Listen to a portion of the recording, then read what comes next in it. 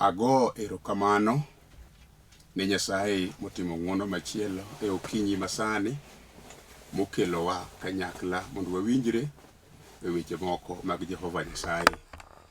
Kendo kapok awacho gimoro to chunya nyisa nagoye erokamano maduong' ahinya ne owadwa Nick Okelo ma wuod Seme ma osetimo ng'wono machal kod ma mondo wanwang're studio mar Nam Lolwe.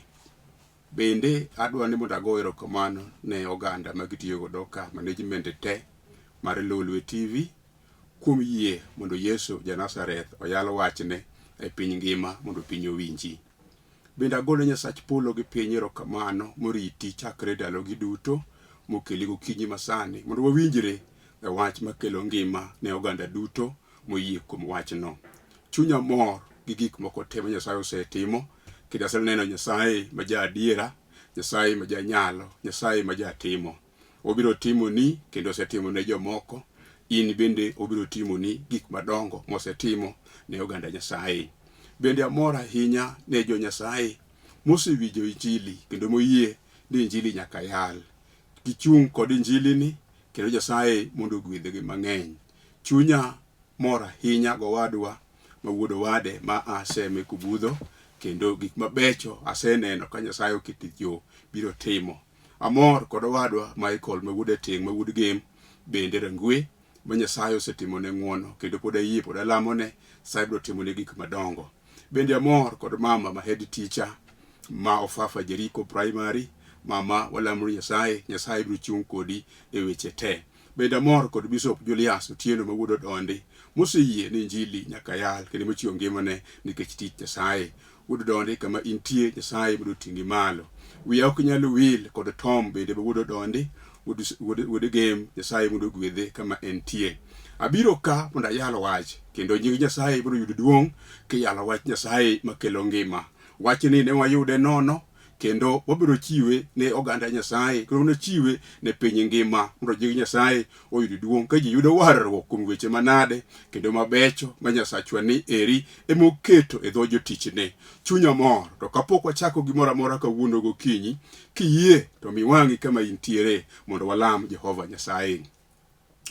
Wuonwa kendo Nyasachwa, Nyasaye ma jang'wono kendo Nyasaye ma jahera, Ruodhe kenda agoni erokamano, i Nyasaye ma jatimo gik madongo ma ne ok wang'eyo ni otimre e kit ngimawa. Aseneno badi kendo aseyie ni loch kod nyalo en mari. Kawuono ka wan ka Nyasaye chako yudo chieng' machielo kendo ikunu kinyi ma jaber mondo wane ng'wononi kod hera maduong'. Nyasachwa, wan kod mor ni ywakwa iwinjo kendo pi wang'wa machwer pile. Nyasaye ok dhi kayiem nono, itimo gik madongo to nyingi ipako. Mane momiyo aluori nikech intie, onge gima osetami timo. Kawuono aketo mama ni kod baba ni lweti, aketo wadwa ni kod nyaminwa ni, wuoyi ni kod nyako ni gi nyathini. Wuonwa inyalo chung' kode obed wach matek machalo nade mochung'ie e nyime. Wuonwa in ema inyalo timo ne gik madongo mopogore kod gik ma jasigu nyalo timone. Obed wach matek mochung' e nyimgi machalo nade, Nyasaye rie badi mar ng'wono mondo gine gik madongo mitimo. Aluori ok ibi kuodo wiwa nikech pok nikuodo nyaka nene. Pile ichung' jaloch Nyasaye, chungi jaloch kendo nyadichiel. Ibeja ka korwa Roho mari mondo telnwa mondo wane ng'wononi kod hera nikech in emilong'o kendo iber. Erokamano ka dipo ni moro moremo ka penji titimga ng'wono mari nitie e nying Yesu Kristo ma jawarwa. Amen. Ago erokamano ne Nyasaye momiya thuolo mondo achak abed nyadichiel e studio ni. Adwa somo kuom wach achiel mondiki e kitabu mar Zaburi. To en wach monuo ma chunya nyisa ni mondo in bende anuoni godo kendo asome ka nying Nyasaye yudo duong'. Abiro somo e kitabu mar Zaburi 9 matindo 9. Owacho kama: Ruoth Nyasaye ema joma ithiro ringo tony kuome, kendo en e kar kwe e kinde mag chandruok. Bende wach achiel ondiki e Zaburi 1:12 matindo 5 mawacho niya: Ruoth Nyasaye wacho niya, koro abiro biro nikech ithiro jochan, kendo joma isando chur malit nikech rem, abiro miyogi kwe ma gigombo. Agoyo erokamano kuom ng'wono maduong' ma Nyasaye otimonwa. Kendo thuon wach madwa ni mondo awuoye sani en ni Nyasaye makonyo oganda mithiro. Kendo wach mar thiro ng'ato samoro notimore e gweng'u kanyo. Mane momiyo gik moko duto mitimo samoro kata king'iyogi to gitimore maber. Nikech ang'o? Nitiere jomoko manogoyo bura kendo ne giwacho ni dalau kanyo to en dala mar siko, onge gima ber mabiro wuokie. To kawuono mwabiro ka mondo wawinjre weche moko manok. Winji, wasewuoyo kuom wachni. Adwaro ni mondo achak anuo nyadichiel kuom wach maduong' makelo ngimani. E dala mosiko en kata gima ber minyalo nee onge. Kendo gik ma ji nyalo kwano ni gin go. Kendo jomoko nyalo kwano puothe madongo magisebedo godo, magisepuro, ma gik mabeyo osewuokie. Te dala u nikech ithire onge gima ber manyalo wuokie. Kendo kata puodho miwachono samoro un uonge kode. E dala mithiro kata ka ochako nodwani mondo opidh kata mana gwen. To kata mana gwen ipo ka onge, osetho modong' nono midong' gi badi. Gima ber mineno e dala kanyo onge. To kata mana nyithindo miwacho ni ji nitiere go, in magi odhieri kendo tamo wang'i. Samoro e dala u kanyo in kendi in ema nitony. Kendo nonyuolo yawuoyi kata nyiri modhuro kata kamano nikech nithiro u. Udong' ma kata nyithindo minyalo kwan dala kanyo onge. To kata kaponi ginitie, to uneno ka jomoko wacho ni ng'ani osomo, ng'ani odhi sikul. To uru ng'ama dhi sikul no kunyal goyo mbake nikech gima diwang' mi usom ok une. To be kata ka udwaro somo, yo madudhi godo onge. To abiro ka kawuono mondo akel Nyasaye mar oganda mithiro. Ok ang'eyo kiwango mar dalau kata mar plendeni, kata mar gigeni, kata chenro magi kaka chalo. Tabiro ka mondo wawuo kendo winjre weche moko. Kendo ang' ne yie koda ni nitiere miere moko modong' ni gin mag siko. En gima ber onge. Sama ji wacho gik madongo magitimo, to kendo chunygi nyalo kuot ka gin kata mana bura, miyo ji wuoye mag dongruok. Ineno dongruok madongo matimore miere jomoko. Kendo kata mana e gweng' kanyo, jomoko nyalo bukore mawach gik madongo magiseneno. To un kuchak udong' kar kendu, to uyudo gima useneno onge. Samoro ka ji ni kata mor, inyalo bede mor kanyo, ma wi wil gi chandruok madalau gi chandruok ma in go. Inyalo nyiero kama ji nitiere no. Kendo inyalo pako gik madongo mineno katimore kanyo. To ka wang' ji were, miringo kuidong' dalau. Kiki dho rangau to dhogi omoko. Ipenjori kendi. Kendo kimakori giluoko badi gi joka ng'eyi. Dhogi moko ipenjori to wan gi. To ne watim ang'o? Nikech chandruok me dalau no, wuoyo ni kata pok oyal di wachni. Chandruogno nyalo goni kata siboi kapok ng'at machielo owuoyo. Neno wach matek me dalano. Nyalo wuoyo kodi kendo nyalo koni ni winjo. Wuoru nyotemo to kuma nochope ne onge. Kendo anyuola ukabede ne utemo to kuma ne uchope ne onge. Iwinjo, an bende ayie ni aonge kod teko manyalo timo godo gik madongo. To Nyasaye mayalo wachne mo ora mondo awuo kodi mama. Nyasaye no ni kod teko. Nyasaye no ni kod nyalo. Nyasaye no nyalo golo ganda mithiro manegi malo ka gichung'. Niko lero na niya, ni Nyasaye no nyalo golo ng'ato e pidhi yugi mokete mochiemo kod ruodhi. Ineno, kata dala unoero kakinene kakochalo. Gik madongo maricho eminyalo kwan manie igi. Kendo gik minyalo par mabeyo ma ji nyalo pakore godo. Unuwegi to uonge go. To kawuono godiochieng' Nyasaye wuoyo koda mondo akelni wach. Kendo Nyasaye kona mondo awachi ni niya, ni en Nyasach oganda mithiro. Winji, Saulo notemo mondo othir Daudi ni mondo kik obed jatelo. Tiwinjo kaka ne medo tem mondo othire, kaka Nyasaye ne medo ting'e malo. Saulo temo gi yore duto. Rieke mar dhano nokelo, kendo jusine mar lweny bende nokelo e lweny mane nie kinde kod Daudi kijana mapo matin. Kata kamano, Nyasaye machung' ni oganda mithiro nodagi ni chenro duto te mag Saulo go ok nyal chopo kare. Kendo jalno ok nyal tho ka gik mochanne gi Nyasaye pok ochopo. Iwinjo, kawuono godiochieng', kawuono seche ma jaber ma Nyasaye omiya mondo akelni ujumbe machal kod ma. Chunye nyisa mondo awachni ni kata obedo ni hali madala uno osemako dhogi, kendo dhogi omoko, ipenjori kamiwuothe ni to an tang'o manotimore mamiyo ji timo ma kod macha to an ok anyal timo. Winji, kata ji nogoyo buchu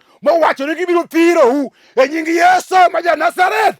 Ng'ama nothiri onge. Nyasaye biro goli e pidhi yugi kendo biro ting'i malo. Nyasaye maratego, Nyasaye ma janyalo, Nyasaye ma jagwedho, Nyasaye ma jatimo, Nyasaye mang'iyo oganda mithiro mosethiri kinde marabora. Nyasaye no biro goli malo, obiro ketho thirno mar gik madongo ma jasigu oseketo e nyimi. Adwa ni mondo awachi ni mondo iwinji. Farao notamore kendo nogombo mondo othir jo-Israel. Nowacho ni gima gidwa dhiye onge. Notemo gi yore ne te. Nokelo ajuoke mage ni mondo opiem gi Nyasaye. Kaka nomedo temo thiro jo-Israel e kaka ne gimedo dongore, nikech Nyasaye nochung' kod oganda mithiro. To kapok notimo mano, to Joseph kod owetene notemo thire kaduoke piny. To bende gitemo gi yore te. Nyasaye maratego, Nyasaye ma jatimo, Nyasaye ma jagwedho, Nyasaye ma jating'o jalno mithiro nodagi ni Joseph ok nothir. Nikech ang'o? Nomako bade, nobolore e nyime. Nesa Joseph nobolore e nyim Nyasaye pile ka pile. Nofwenyo wach moro pondo ni Nyasaye ene ma jok mithiro ringo bolore e nyime to tony. Kawuono akelo ni wach, kik iringi dhi ir ajuoga ni ji osethiri mang'eny. Koro ipando ajuoga ni kod wach maber monyalo miyi mondo itony e thirno moganda mamoko osetemo mondo okel e dalau kanyo.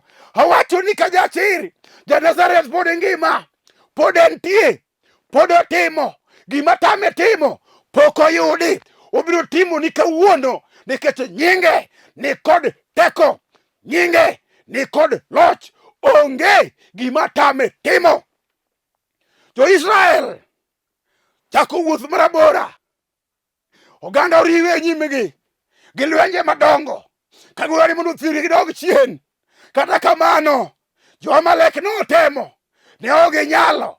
Nikech ang'o? Nyasach Israel manofwenyo ni nyithinde idwa thir notamore. Nochung'i e nyimgi mowacho niya, nyithinda biro go loka. Onge gima notama timo. Awacho ni ka jatir Daudi ma wuoyo kuome, chieng' moro ka lweny oyaro, wuoyi moro maradong' marang'onglo, jalweny maratego, osethiano e nyim jo-Israel. Pile othirogi, odhi ochung' e nyim oganda. Owacho ni ere jal manya piem koda, en ng'a manyalo kedo koda.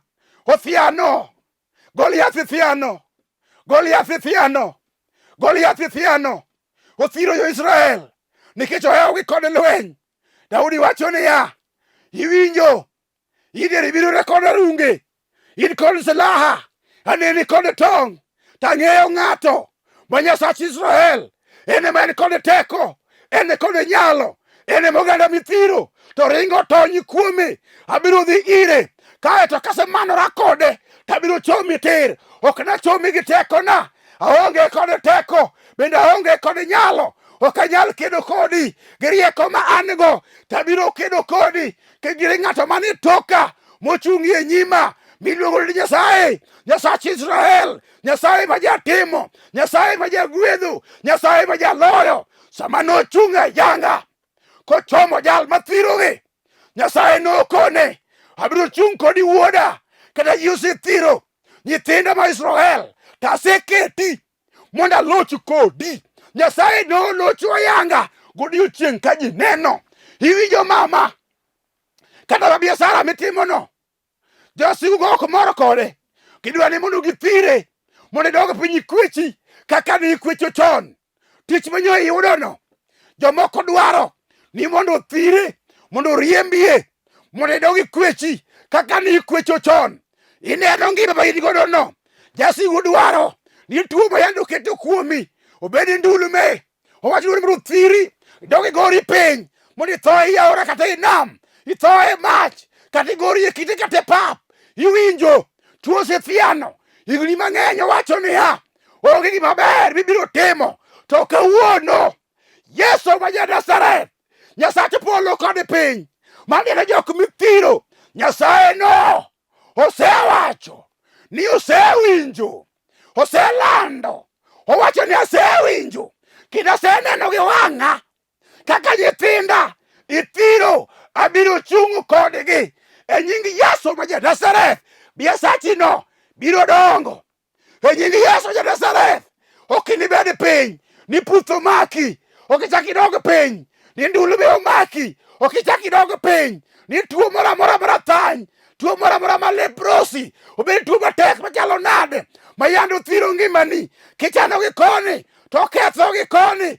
Kawuono nying Yesu ma wayalo, nying mane kod teko, Yesu ma ja-Nazareth, omuga eto kochung' e wach matek. To gimoro amora ma yande othirno e ngimani, Nyasachwa biro dongo, nikech owacho ni en ema owinjo. Chongi manyo igone pinyno osewinjo, pi wang'i manyo ochwereno oseneno, iwinjo ywak manyo ywakneno oseneno, pek manyo ikadheno oseneno, duk manyo iwuothono oseneno, teko manyo idwaro manyo tamre ni ok yudreno, Nyasaye oseneno, konyruok manyo idwaro to ok inyalo yudo, ma chunyi nyo paro ni ka koro onge gima ber minya timo thurwa ka, kata koro aye pinyni imak lideri mondo aye. Kawuono akelo geno ni Nyasachwa oseneno, pek bende ni kadheno osebiro mondo ochul kuoro ne wasigu ma yande thiri. Bende giwacho ang'o? Bende ne gidagi, bende ne giwuoyo, bende gigoyo bura ni mondo githir dala mondo gikethe te. E nying Yesu ok gibi ketho, nikech ang'o? Yesu ema owacho ni ya oseneno kod wang'e, oseneno kod wang'e, osewinjo kod ite, oserie bade mondo omaki. Kata in mane otodo, kata in mane otodo, Daudi wuoyo kuome ni Ruoth naneni kigola otodo e chuny bur piny, kama nakwame, kama nithirae, to niting'a malo miketa ewi lwanda. Akelo genono kuomi. Nyasachwa no owacho ni oseneno thirno muthiro godono, oseneno pek mudhieno, oseneno chandruok ma un godono, oseneno kwe ma jachien osemayu e yodu kanyo. Uparo ni mondo upogru, ok unupogru, nikech ang'o? Ruoth oseneno, obiro riwo kindu. Onge gima tek mabiro tamo Nyasaye, onge gima tek manogo siboi e dalau kanyo. Ka usebiro ir Nyasaye ma ja-Nazareth, omuga nogo simba makayuda, Hosana, Ruodh Muma, jalerano pod e ngima, pod entie, otimo gik madongo. Chieng' moro ithiro injili ni ok nyal yal. Daniel wacho niya, ok apar bende onge wach moro, an kod adiera ni Nyasaye ma ja-Nazareth ok nyal yie mondo injili othir. Nyasaye ok nyal yie mondo nyinge oyany. To kata katek ok abilamo kido, abiro lamo Nyasaye ma ja-Nazareth.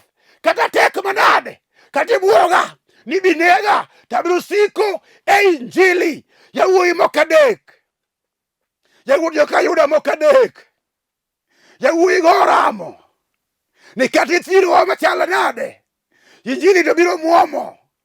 Kata ithirwa machal nade, wanageno kuom Nyasaye. Kata gidagi ni walam gik ma ok owinjore, wabiro lamo Nyasaye, nikech en ema en kod teko. Iwinjo ajuoga mar ajuoke en Nyasaye. Ywae mama mondo ikele e dala. Iwinjo wadwa, ywae mondo ikele e dala. Iwinjo jaduong', wek dhi ir jorieko mamoko miparo ni nyachungo ni dala, ok gibi chungo, biro gore piny. Jok mosepiem gi Nyasaye osegore piny te. Ere jal modong' koloyo? Ndiko wachona ni jal modong' koloyo en nying Yesu jarombo. Nyasaye nogole mondo piny oyud warruok kuome. Adwa ni mondo akoni ka jachir, iwinjo nyathiwa, Yesu pod e ngima. rembe manyochwere musalaba pod oluongo ni biya biya, kata osethiri gi weche makisoni inyuolo nyithindo to tho athoya e nying Yesu. Oseneno sani, in ema owuoyo kodi, iwinjo mama in maneni ni, in ema owuoyo kodi, owacho niya ok nochako timre nikech ang'o? Osechung' kodi nikech en emochung' kod nyithindo, en emochung' kod jodongo, en emochung' kod kijende, en emochung' kod nyiri mithiro. Kane isedhi katedo iwuotho e chwo 10 e nying Yesu kawuono, ng'et nitie Yesu biro kelo. Kata mono oseweyi 10 e nying Yesu, Yesu wacho niya ibiro yudo mari, ibiro dago manyaka chieng'. Nikech ang'o? Oseyie ni mondo jok mosethiri duto te ogolgi e nyimi. Teko mag mudho mag jasigu mamiyi thirino en ema onyalo golo, onyalo ketho, onyalo loyo, onyalo timoni, nikech loch ni e lwete. Gima tek matame timo pok oyudi. Onge gima tame. Iwinjo wadwa? Onge gima tame. Iwinjo nyaminwa? Onge gima tame. Iwinjo nyathiwa? Pok okethore. Yesu no pod nitie, pod ongima. Nyoye temo ni choko othiri magilwar. Onge gima ber ma nyoye yudo. To kawuono ja Yesu jaler, wabiro lamo kodi Nyasaye, wabiro lamo kodi, wanalam kodi Yesu no, wanawuo gi Nyasaye no. Iwinjo? Sa koromo abiro luongo nyinge mondo timnie gimoro. Sebetie boma, semanyo tich, osetamore nikech nowachi ni ok iniyudi. Awacho ni ka jachir, jaler no pod nitie. En ye wuon tich, en ye wuon chiemo, en ye wuon gik mabeyo. Obiro timo ni sani. Adwa ni mrasom wach mondiki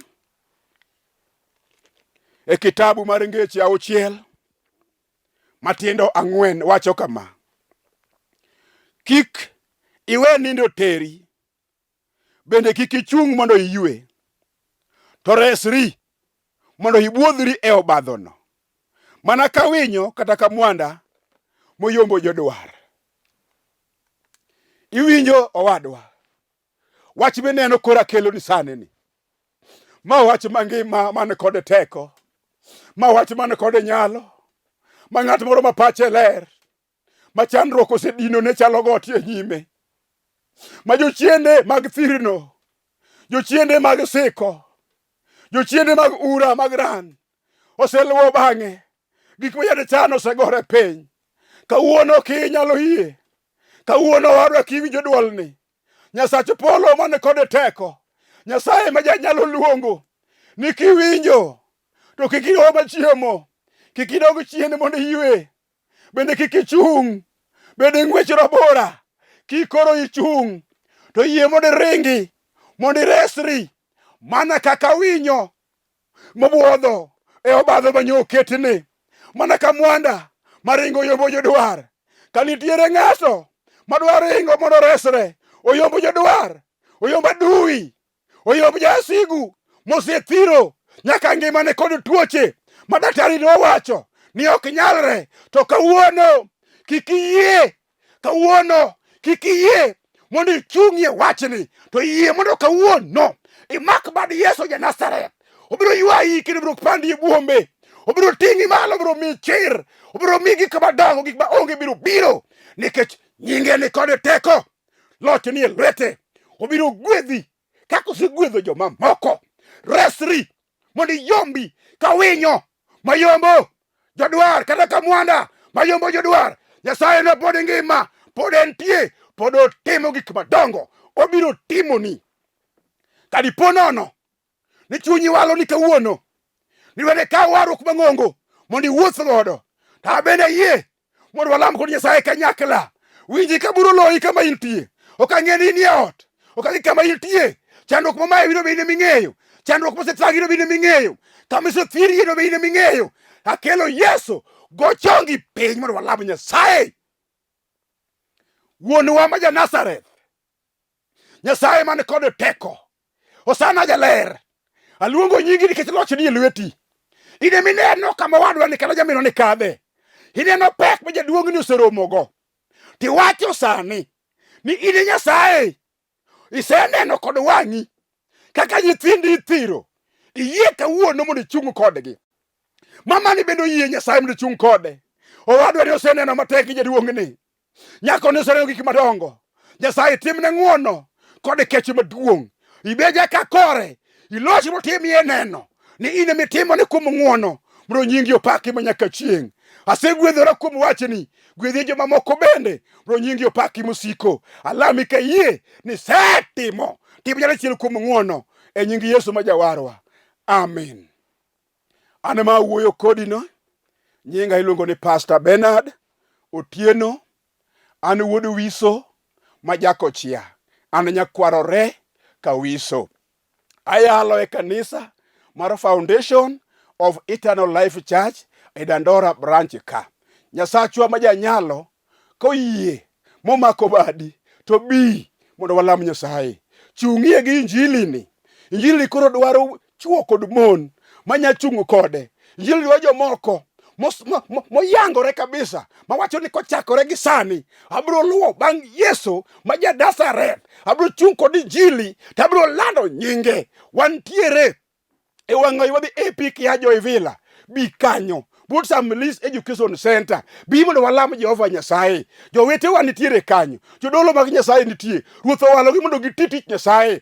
Bi biro yudo Henry Kuso Tieno ma wuoda wuonda ni kanyo. Banabaso Uma ma wuoda Tieno bende nitie. Biro lamo ni Jehova Nyasaye. Jaduong' Oyule Alex nitiere. Biro lamo ni Nyasaye. Bi wachokore kanyakla. Wachokore kanyakla e kanisa Dandora ka mondo walam Nyasaye kanyakla. Nyasaye ma janyalo no mondo ogwedhi to ting'i malo. Samo ting'i malo no to pari rehema OVC kotelne kod Michael Otieno wuod Masiaga mosetimo gik madongo. Nyasaye mondo gwedhe. In bende miyie kuom Nyasachwani. Nyasaye mondo gwedhi. Bishop Julius Otieno wuod Dondi. Ibe Nyasaye mondo gwedhi kendo ting'i malo. Omi kwe ma piny ok nyal chiwo. Kotimo ni ng'wono anagoni erokamano. Mama kanisa be Nyasaye mondo gwedhi. Nying Nyasachwa no yudo loch e wi gik moko duto. Nyasaye no pod ngima, pod otimo. Aluori Nyasachwa, igwedhe ng'wono mare nitie. Wenwa kama osekose, tibenye ka korwa. Kichalamo ka yie nitiere pile. Tim gik madongo nyaka ma ok wapenjo. Nyasaye mondo gwedhwa inya. Amen.